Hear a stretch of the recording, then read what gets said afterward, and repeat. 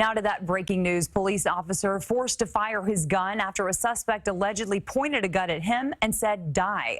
CBS 2's Hazel Sanchez is live in the High Bridge section of the Bronx with more on that. Hazel. Yeah, and the NYPD says their officers' body cameras recorded the suspect threatening their lives with a gun. And the officer who opened fire says the suspect pointed a gun at his chest right before he shot him. There were a lot of people on this street when all of this went down. Many people saying they felt the shooting wasn't necessary. Witnesses huddled behind cars on West 166th Street off Summit Avenue in the Bronx as they watched the suspect struggle on the ground with police, then gunfire.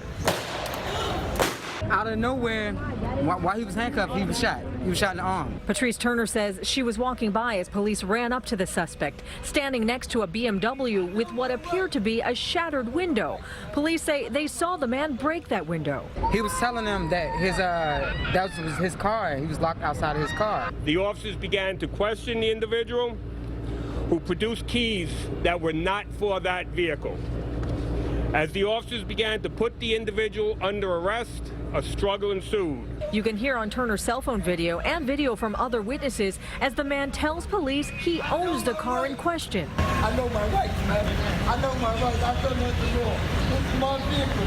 Tell me this is my vehicle. Cell phone video shows an officer cuffing one of the suspect's wrists as the two responding officers tried to subdue him. Police say the officers' body cams recorded the suspect threatening their lives. And he captures the suspect saying, I quote, "I have a gun.